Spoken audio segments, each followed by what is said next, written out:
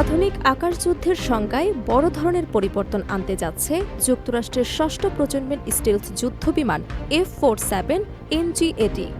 এমন এক সময় এই প্রযুক্তির ঘোষণা এলো যখন রাশিয়ার তৈরি S-400 ক্ষেপণাস্ত্র প্রতিরক্ষা ব্যবস্থা বিশ্বজুড়ে প্রায় অপরাজয় বলে বিবেচিত হচ্ছিল।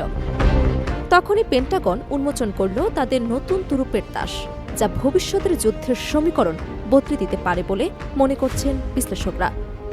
বোয়িংয়ের তৈরি এই F-47 শুধু একটি যুদ্ধ বিমান নয়, বরং এটি এক ধরনের উড়ন্ত সুপার কম্পিউটার।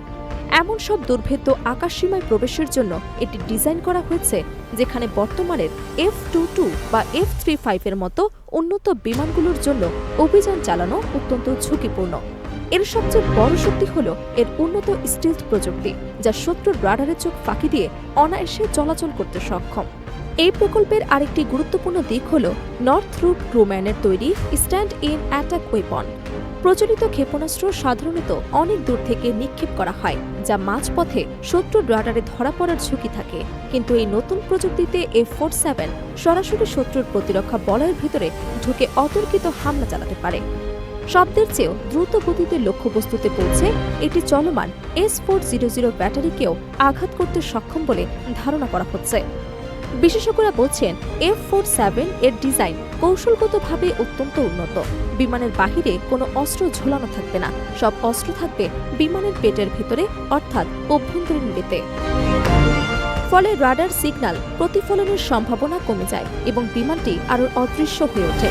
লক্ষ্যবস্তুর কাছাকাছি পৌঁছানোর পর মুহূর্তের জন্য বেটি খুলে স্ট্যান্ড ইন অ্যাটাক ওয়েপন বেরিয়ে এসে নির্ভুল আঘাত হানবে। আরও একটি গুরুত্বপূর্ণ দিক হল এই যুদ্ধবিমান একা কাজ করবে না, এটি একটি নেটওয়ার্ক কেন্দ্রিক যুদ্ধ ব্যবস্থার অংশ হিসেবে কাজ করবে। আকাশে থাকা ড্রোন, স্যাটেলাইট এবং অন্যান্য নজরদারি প্ল্যাটফর্ম থেকে পাওয়া তথ্যগুলো সরাসরি পাইলটের হেলমেটে পৌঁছে যাবে। এমনকি কৃত্রিম বুদ্ধিমত্তার সহায়তার লক্ষ্য নির্ধারণ ও আক্রমণ প্রক্রিয়া দ্রুত সম্পন্ন করা সম্ভব হবে। রাশিয়ার S-400 বা GPS জ্যামারগুলো সাধারণত এক জায়গায় স্থির থাকে না এবং ঘন ঘন অবস্থান পরিবর্তন করে। তবে F-47 এর উন্নত সেন্সর এবং গাইডেড আক্রমণাস্ত্রের সমন্বয় এতটাই সূক্ষ্ম যে লক্ষ্যবস্তুর চলমান থাকলেও তা শনাক্ত করে আঘাত হানা সম্ভব হবে। এমনকি শত্রুর ইলেকট্রনিক জ্যামিং ব্যবস্থাও এই প্রযুক্তিকে সহজে ব্যবহৃত করতে পারবে না বলে মনে করছেন বিশ্লেষকরা। 2026 সালের সম্ভাব্য অপারেশনাল প্রেক্ষাপটে এই নতুন প্রযুক্তির প্রদর্শনী ইতিমধ্যে বিশ্বজুড়ে চাঞ্চল্য সৃষ্টি করেছে। প্রতিরক্ষা বিশ্লেষকদের মতে এটি শুধু একটি নতুন যুদ্ধ বিমান নয়, বরং আকাশ যুদ্ধের কৌশলে বড় ধরনের পরিবর্তন আনতে যাচ্ছে। এখন আর শুধু আত্মরক্ষা নয়, বরং শত্রুপক্ষের ঘরে ঢুকে তাদের প্রতিরক্ষা ব্যবস্থা ভেঙে ফেলা হবে মূল লক্ষ্য। এই প্রেক্ষাপটে F-47 এর স্ট্যান্ড ইন অ্যাটাক ওয়েপনের যুগলবন্দি রাশিয়ার সামরিক শক্তির জন্য বড় চ্যালেঞ্জ হিসেবে দেখা হচ্ছে।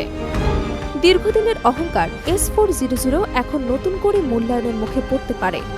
ফলে আকাশযুদ্ধে আধিপত্য নিয়ে বিশ্ব শক্তিগুলোর মধ্যে নতুন প্রতিযোগিতা শুরু হওয়ার সম্ভাবনা তৈরি হয়েছে।